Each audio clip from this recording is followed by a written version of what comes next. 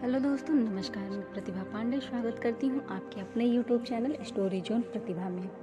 तो दोस्तों, आज हम आपके लिए लाए हैं सनी देओल से जुड़ी कुछ कहानी। सनी देओल की दृष्टि, साढ़े साती। तो दोस्तों, शुरू करते हैं सनी की दृष्टि की कहानी। यदि आपको हमारी ये कहानी अच्छी लगे तो लास्ट में कमेंट करना मत भूलिएगा। तो दोस्तों, शुरू करते हैं। हिंदू सनातन धर्म में मनुष्य की शनि ग्रह दशा के दुष्प्रभाव को साढ़े साती कहा जाता है और इसी से प्रेरित होकर धार्मिक कहानी लिखी गई है। मुझे आपसे आशा है कि यह शनि की दृष्टि की कहानी आपको जरूर पसंद आएगी। अगर कहानी पसंद आए तो मित्रों में शेयर करें और कमेंट में जय शनिदेव अवश्य लिखें। तो दोस्तों, कहानी शुरू करते हैं। काजल नाम की एक लड़की अपने पति के साथ एक अपार्टमेंट में रहती थी। काजल का पति राहुल एक सॉफ्टवेयर कंपनी में टीम लीडर के पद पर कार्य करता था।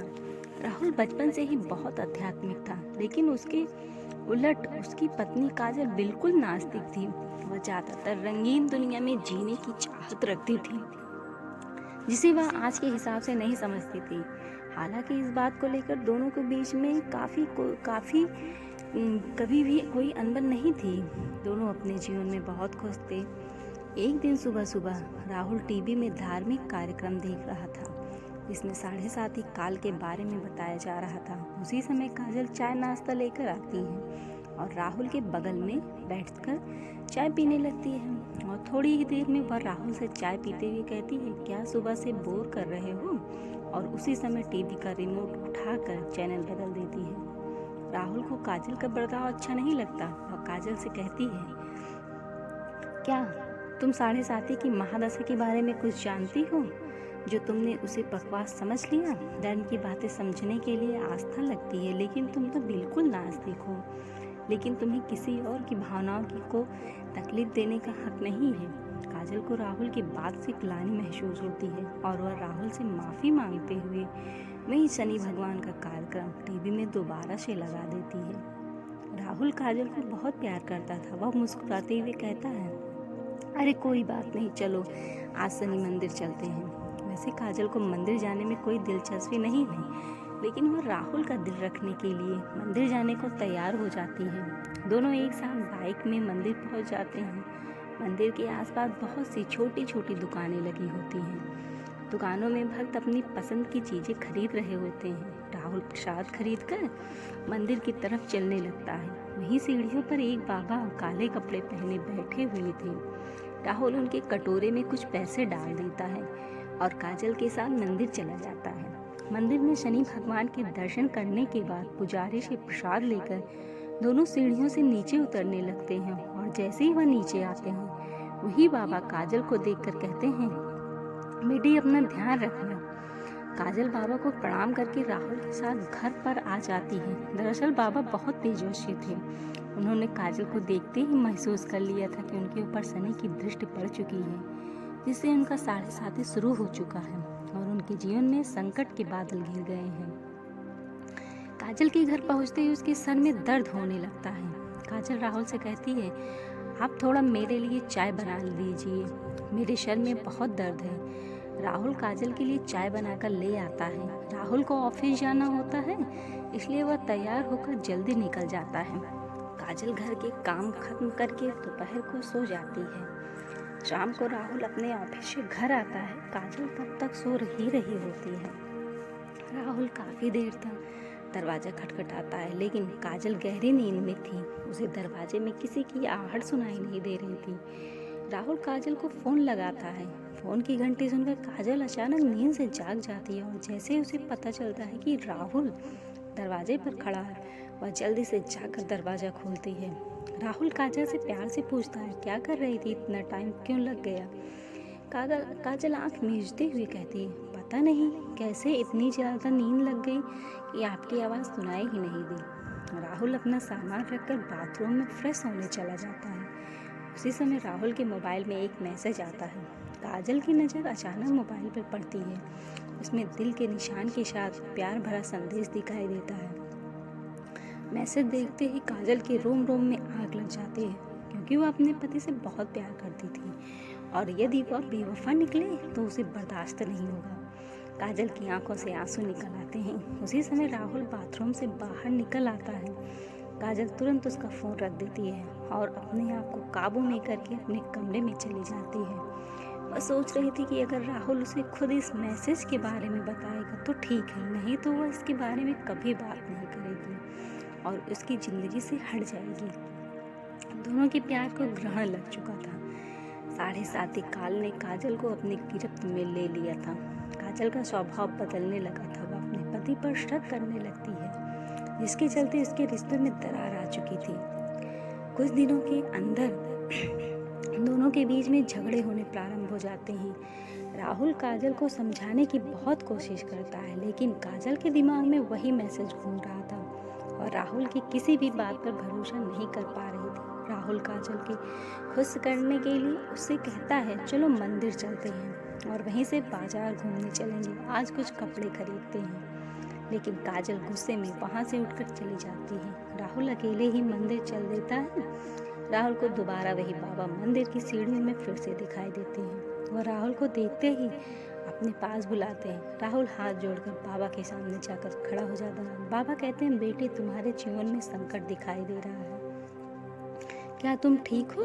राहुल कई दिनों से काजल से परेशान था। वह बाबा के सामने बैठकर अपनी समस्या बताने लगता है। हालांकि बाबा काजल के 7:30 योग के बारे में पहले से परिचित थे, इसलिए वह राहुल को काजल के ऊपर आए हुए संकट के बारे में बता देते हैं और कष्ट से मुक्त के लिए उपाय बताते हुए कहते हैं कि तुम्हारी पत्नी को शनि भगवान की विशेष पूजा करनी होगी, जिसके बाद वह सामान्य स्थिति में आ जाएगी।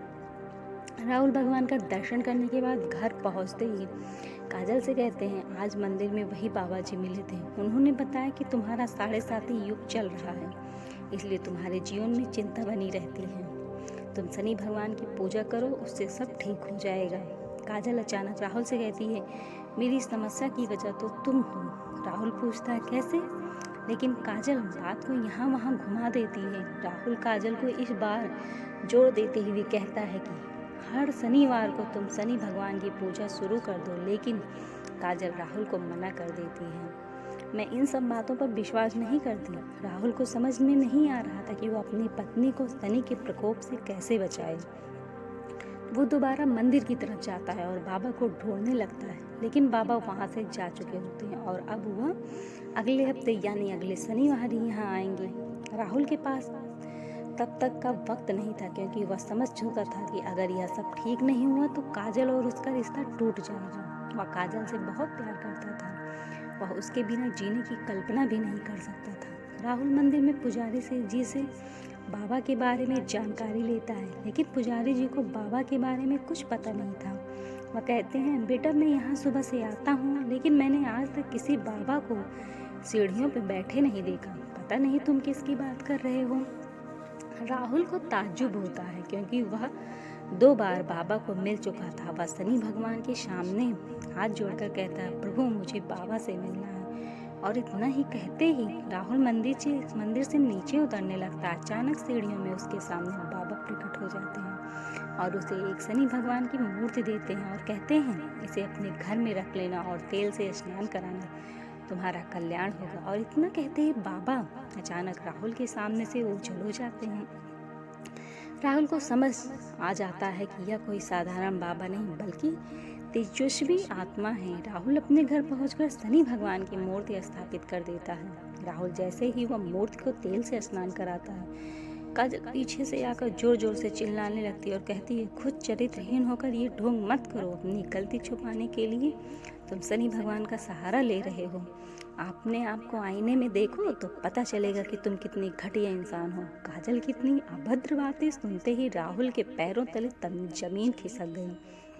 उसने उम्मीद भी नहीं की थी काजल उससे कभी इस लहजे से बात करेगी। राहुल शांत स्वभाव का था। वह काजल को शांत करते हुए पूछता है, क्या हुआ काजल, आराम से बात करो। काजल तुरंत उसका मोबाइल लाकर वही मैसेज उसके सामने रख देती है। राहुल काजल से पूछता है, यह क्या है? काजल तुरंत कहती है, तुम बताओ यह क्या है और कौन है जिसने तुम्हें ये मैसेज भेजा है। राहुल काजल की बात सुनकर मुस्कुराने लगता है और कहता है, अरे पागल, ये मैसेज उस लड़की ने मुझे नहीं भेजा था, बल्कि कंपनी में काम कर रहे मेरी टीम के एक लड़के ने उस लड़की को भेजा था और लड़की ने मुझसे उसकी शिकायत करने के लिए वह मैसेज मुझे फॉरवर्ड किया था। यह बात सुनते ही काजल का दिमाग शून्य हो जाता है। उसे कुछ समझ नहीं आता। वह जमीन पर बेशुद्ध होकर बैठ जाती है। राहुल उसके बगल में बैठकर उसका हाथ पकड़कर पूछता, क्या तुम इतने दिनों से इस मैसेज की वजह से मुझसे झगड़ा रही थी? तुम पागल तो नहीं हो गई हो? एक बार मुझसे पूछ तो लिया होता, मैं तुम्हारे अलावा किसी और लड़की के बारे में सोच भी नहीं सकता। काजल जोर जोर से रोने लगती है और राहुल के गले लग जाती है। अनजाने में ही सही, लेकिन शनि भगवान की कृपा से काजल को 7.5 युग से छुटकारा मिल जाता है।